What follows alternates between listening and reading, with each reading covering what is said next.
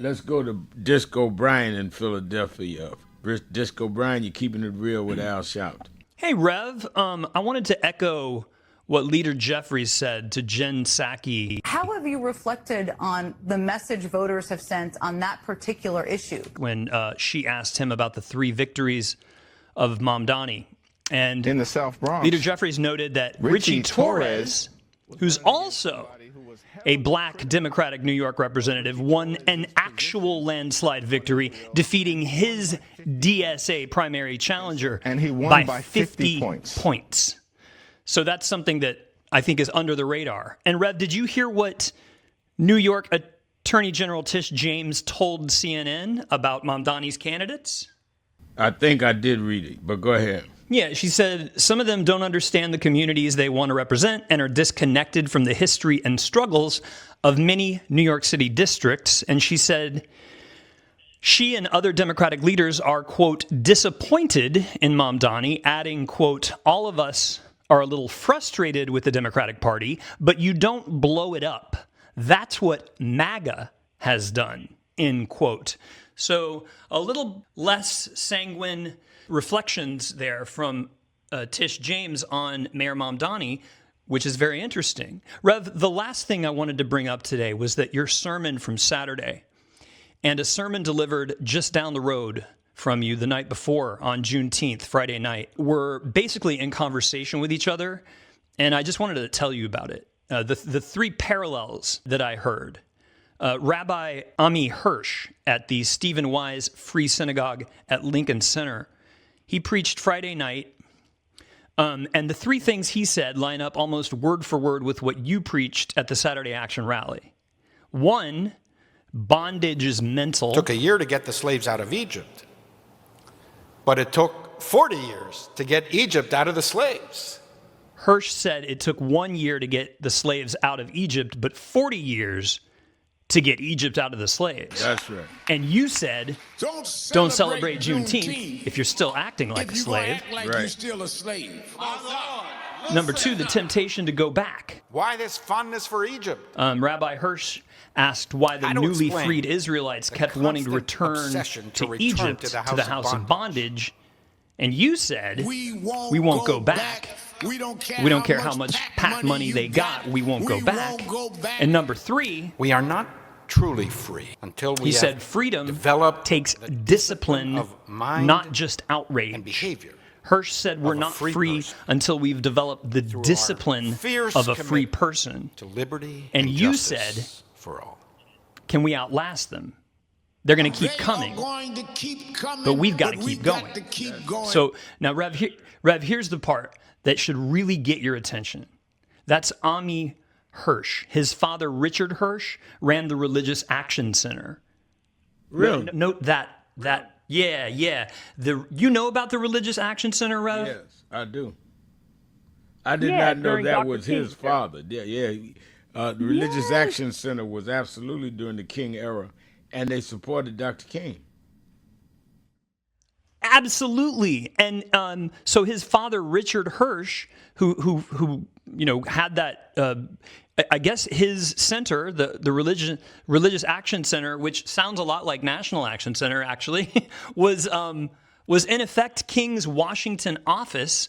And his father, Richard, delivered the Jewish portion of King's eulogy in 1968. Since I was such a good friend of Martin Luther King, I was asked to deliver the eulogy. There were over 2,000 people there.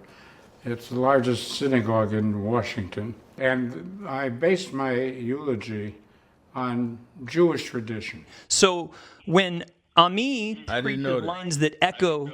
Yeah, when he preaches lines that echo your Juneteenth sermon, to me, that's not just a coincidence. That's like a family legacy. A lot of the material relates to Jewish tradition and the impact of Jewish tradition on the social issue of racism. Talking back to you. Martin Luther King was the righteous man of our generation. Before he came to bless us with his life, our sensitivity to moral issues had been dulled by the indulgences of prosperity. Our vision of a national purpose had been dimmed by the bright glare of self-righteous affluence. Prejudice, discrimination, poverty, ignorance paraded openly in the land. But we saw them not, we heard them not. Then Martin Luther King entered our world. He came with a heart large for compassion, feet strong for marching, and a voice golden for inspiration. And he came with a black skin, the very color of which made all poverty more visible and all injustice more conspicuous. So with the August March coming up to commemorate King, That our fundamental goal was not to make the world safe for democracy, but rather to make democracy safe for the world. And in so doing, he became our conscience. Rev, that might be a relationship worth exploring. His pulpit was the street, his congregation all mankind, and his message universal.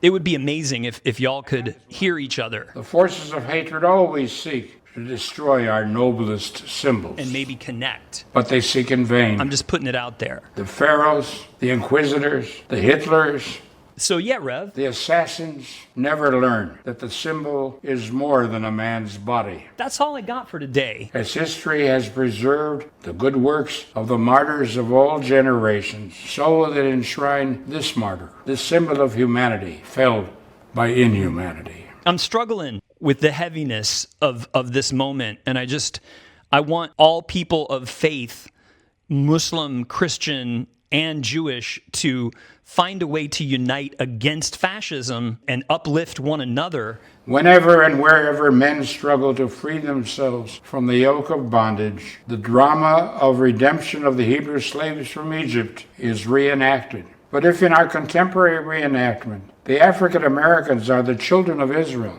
and Martin Luther King is their Moses, then we, the Jews of America, are confronted with a major question. Who are we?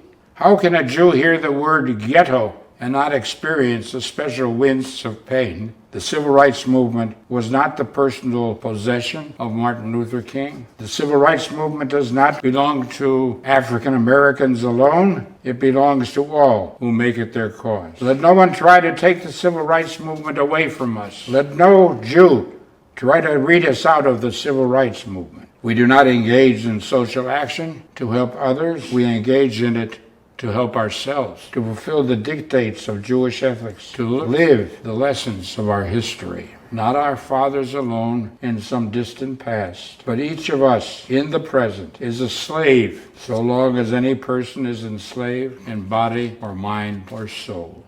The Moses of the African American has invested the Moses of the Jew with new meaning, just as the plight of the African American has given new understanding to the eternal task of the Jewish people. Letakein olam b'malchut Shaddai, to perfect the world under the kingdom of God. Because I'm really sick of picking nation states instead of choosing the side of freedom and dignity and liberty for everyone living in those nation states, no matter how tyrannical those governments are. Does that make sense, Rev? Makes a lot of sense. Let's take our break. Thank you for your call. We'll be right back. Keeping it real. Sharpton. Right after this.